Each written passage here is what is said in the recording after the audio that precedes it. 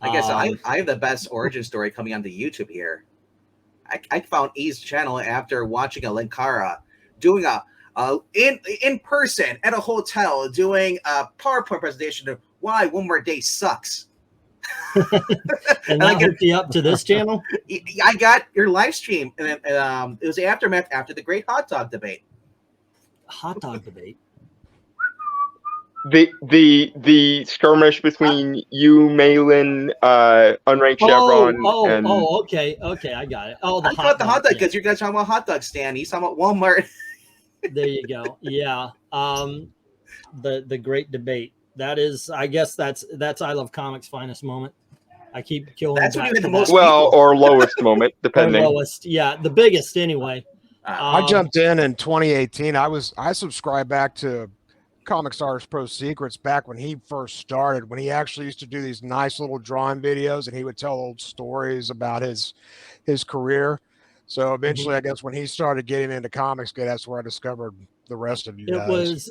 It was Last Jedi. What was that? The Last Jedi? Yeah, that was big. Him going off on Riz Tico that built his channel. I mean, Last Jedi comes out, it sucks, so he went on that once again for 3 months. Talk about nothing but one thing, and you will become that channel. With Nerdette, she gained a bunch of followers. Johnny Depp with the Amber Heard Johnny Depp thing, and I can't do that. I'm sorry, guys, I can't, because I get bored easily. So I already said it sucked. How many times? There's a reason why he has 6 channels about 6 different topics. Like I said, whether you're a comics skate or you're not a part of it, like it's like I don't care what people want to identify as just don't be a dick to everybody.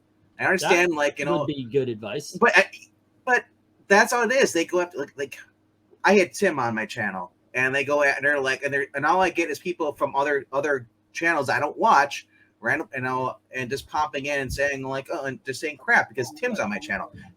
You have a beef with Tim, that's cool, but I don't give a shit about that. We're not talking anything about anything that's related to what the drama they're bringing up.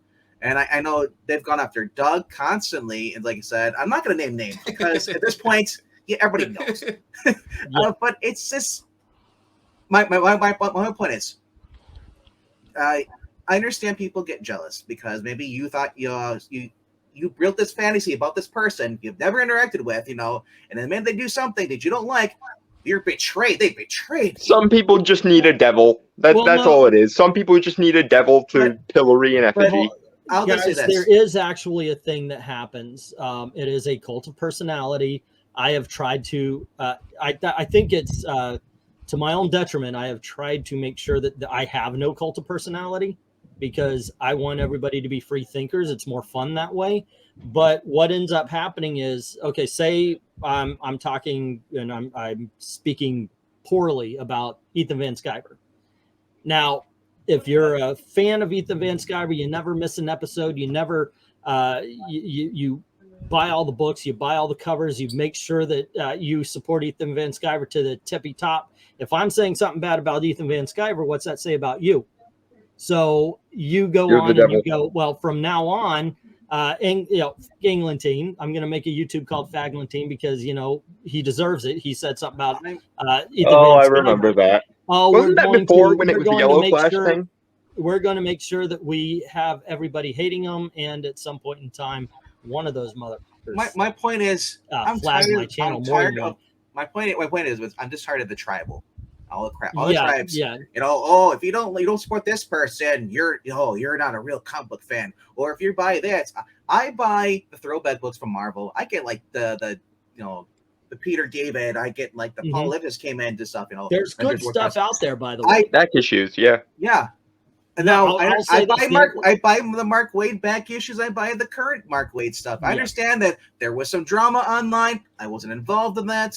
But people because I'm buying from DC, it's like all of a sudden I'm beneath them. It's like I don't know who the hell you are. I don't care who you are. I'm buying what I like. Some people don't have principles; they just have tribes. That's all it is. By the way, I did ask a question, so let me get the answers here. Excuse me for the glare off the glasses. The poll. Maranya says I was around from Milkshake and DNC and Captain Cummings and I Love Comics. I don't know who was patient zero in terms of my entry into Comicsgate, but things exploded after Milkshake. Man of Action said, yeah, there's a few of us. Undead Quinn is saying it was Captain Cummings that brought him in. Dark Admiral, Doug Ernston, your boy. So there you go. That's one of yours there, Doug. Let's see. Ahsoka, I mean, I was around before Milkshake. That is true. I do remember Ahsoka being here forever and a day. And Man of Action, it was Howler Mouse. I actually have the door shut there, Gailey. That's why I can't fly. When I started the show, your mom was still up. LK saying I was an OG gamer gator, probably was either catching Captain Cummings or Zach. Ahsoka saying it was actually the comic book historian who brought me into it unintentionally. Let's see. Doug came in as well. We all were talking with England Team Tug, your boy, Nerd Girl, Captain Frugal. Yeah, man. Nerd Wonder. It was, yeah, that was. Didn't she do your avatar, your original Mr. Miracle one? No, she didn't do that one, but she did the Comicsgate shirt. Yeah, the X-Men one? X-Fans Yeah. is what it was called. Yeah. Let's see. I had been out of comics since the late 90s when shops closed. I found Doug, ironically, by a suggestion after watching Comics Explained. You know what, though? I can actually see that. Doug, you used to go, and by the way, yes, thanks for the inspiration. I used to do these full-page reviews and such, and then I saw Doug, and he would cut out the panel. He goes, look how dumbass this Spider-Man panel is.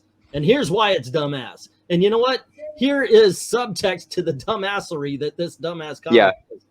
And I'm paraphrasing, by the way. That's not exact dialogue from a Doug. Yeah, I was kind of the same way. I remember there was a time when I was just desperate to talk with anyone about comics. So I found Comics Explained. And then because Comics Explained is a plank of wood, I went and I was looking and was like, there's got to be some people, some actual like nerds that I can talk about comics with that aren't basically Wikipedia reading or, Wikipedia reading videos. And then I found DNC, and then a couple of days later I found Egglantine, and the rest is history. I want to point out, I got some breaking, news. I found out a report that remember, the whole thing with Tim Lum, you couldn't find him. You thought you went with this random guy. Okay. Turns out he's just covering for Doug. It was actually Doug who did this, and Doug was embarrassed. So there you go. He being the guy took the hit. Doug is here, and you can confirm that I, in fact, said, "Oh, here's Tim Lim" to a completely different Asian guy. It would be great if the guy would have been like, "Hi, I'm Tim." Yeah, I told that story, and I am not able to live it down. But here's the thing: I may not be able to pick out Tim Lim in a line of Asian people, but Tim has confessed he would not be able to pick himself out in a lineup either. So I feel vindicated a little bit there. So let me finish reading these where we came from. Nerdette is a young Turk. She's one of us. Either way, sometimes she's clownish, but in the end, she's good people. Let's see. Ahsoka Comic State did not start as a label for people who criticize the comic book industry until 2017. That is true. We did not pick the name. It just popped up, and then we were post-Milkshake. Yeah. Comicsgate wasn't what we called ourselves. We didn't have a name for ourselves. We're just a group of people. And I got to tell you, sometimes I wish we remained just a group of people. When they tagged us, that is when, like Doug said, we all became one rather than a bunch of individuals. We all became one entity. And that's exactly what they wanted. So any criticism, they could deflect it and say, oh, well, you're part of that group, and that's a hate group. Yeah. And so it was just one of these things where at some point in time, a number of us just were like, okay, you want to call me that? I'm just going to embrace it. It's just like if you, back in the day, called them a Yankee.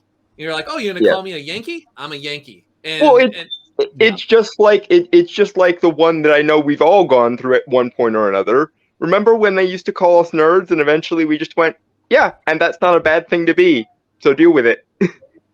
Yep. Mhm. Okay. Let's see. Dark Admiral talking about how I never wanted a cult of personality. Saying, too late, Englantine. I've already built a shrine to you. Please send pictures. I need the ego boost. I could use it now. I want the cult of personality. No. You can merchandise the altars now. George, I just want a cult. I want to be a cult leader. God dang it! You don't want cult And personality. I make great Kool-Aid. Let's see. I prefer surrounding myself with yes men and hot chicks, says Sergeant York. I watched a Zach video after Bleeding Cool mentioned him. Actually, says Michael Hart. I'll tell you what. We also got some free press, but most of it went to diversity in comics. Yeah. We would get, it would be like diversity in comics did this, blah, blah, blah. And Doug Arson England team. I just, this whole entire time I'm staring at Doug's icon, I just realized it's Doug. Oh yeah, you didn't notice that they put Doug. He's so into the egotistical. comics? He drew his own face into his comic book character. Give him a beard, and there you go. Yeah, actually, if you Self-insert. the one thing, the one weird thing about walking around with Doug is how many people stop to get Adam Sandler's autograph. Ayo. Dang, that's an insult for somebody that you like there, Englantine. No. It's an old joke that Doug has a small resemblance to Adam Sandler. Yeah, when I was in the military, every single day for years, someone would say, you look like Adam Sandler, and a number of times they would order me to imitate Adam Sandler. And I'm so sorry. I did it like 1,000 or 2,000 times, and then finally I was like, I'm not doing this. I'll do push-ups. I'm done with the Adam Sandler thing. See, I don't see that. I see Brian Callen from Mad TV. There you go. Let's see. So yeah, someone who grew up reading Golden Age to Bronze Age, says Ahsoka, in even pre-Golden Age comics, Platinum Age, from the newer stuff, 2013 to 2015, basically made me wonder what comics had become. Glender's You and a lot of us, Ahsoka, I think. Hey, Ron Rugg, what's up? He has a super chat. Joke, Kang is the only legit they, them. I think Desire of the Endless might have Kang beat. Yes, I get it. Honestly, if they would have put an R in there, it'd still work with Krang the Turtles. We don't know the gender. Ed saying, I was here when E did comic book reviews. One thing I have said before, and I'm too busy running a comic book channel to read comics. Actually, I'm working on one of those old-fashioned. I used to do the Marvel DC Independent. It's just ones. Yeah. Well, the thing is every dang time I get a chance to read comics, it's the next week, so I keep adding stuff on. Hold on. Honestly, that doesn't make a difference. If you're a week behind, as long as you're putting it out, I think people will want to watch it. Right now, I've got small reviews, which I'm going to put into a bigger for Archie versus the World, Betty the Final Girl, Captain America Cold War, Green Arrow #1, Spider-Man 24, and Superboy Man of Tomorrow. So yes, I have been reading. I'll put these things out. I'll get them out there. Also, yeah, I just got to get off my lazy ass. See, I do the easy part. Anything I say is going to be an excuse. Yeah. Well, go ahead. I was gonna say I do the easy part instead of doing the videos. The videos are a pain in the ass. I respect the people who can actually keep up with that. If you're your own editor, you don't have somebody else doing your stuff. So I do the live streams, and all we do Tuesdays and Thursdays. Live streams are easier by a nautical mile. When you're doing a video, when I'm doing an actual review, not just a quick. That's why I'm doing the video where I'm doing a whole bunch of them, because I'll just post a page up. If I'm doing the actual review, I've got to get the pages. Then I've got to cut out every panel, and then I have to make sure that the dialogue matches the panel, and you can end up spending 5 to 12 hours on. I'll tell you what, one of the things that pissed me off more, talk about the past and everything. I used to do America Chavez video. This is the bread and butter of I Love Comics. I did America Chavez reviews where I put in all sorts of different media. I made joke after joke. I went through, okay, how can I comment on this? And every video would take me 12 hours. It was really, if you haven't seen my America Chavez videos, search for them, find them. They're awesome. I'll make a playlist of them. But ain't glamorous being a YouTuber, folks. I spent 12 hours making a video for number 5, the best video I had made up to that point. I was so proud. I put it out, and in 2 hours it got 200 views. Meanwhile, some jackass with a bad cough puts a comic book in his lap and gets freaking 100,000 views by just flipping the page. I'm like, honestly, it's so. I think the reason why that might work better because it just seems more like human, more genuine. It seems more like he's just your average working class schlub, and that's always what worked for DNC was that he was kind of he was kind of dim, but he also owned the fact that he was kind of dim, and that made him endearing. There you go. But yeah, that actually, I was like, son of a bitch, what am I doing here? I kid you not. This is what I did. I saw an article at Bleeding Cool, and it said that nothing changes for America Chavez after the new reboot.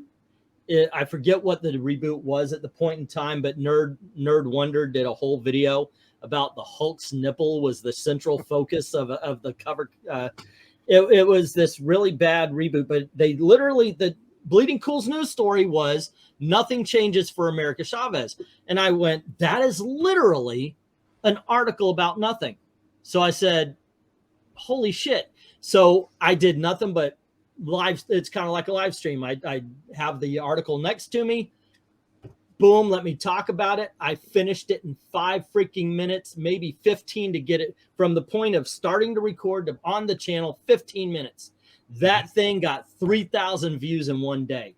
I did 12 hours, no views, 15 minutes. You don't get to decide what ones go viral, man. Right? That's the rules. That's YouTube is a cruel lover. The algorithm, you just never know what's going to strike and what's not, and who's going to resonate with people and who's not. It's weird. Our Tuesday, Thursday shows will have the top 5, and we'll do the best of the week. Sometimes I'm making over 100 to 200 on views, and then sometimes it's like barely getting 50. It's weird. Certain books people like more than other books we talk about. And then, but the constant thing is our Fantastic Four ratings. People just love those because we just go, hey, we hammer it up so much.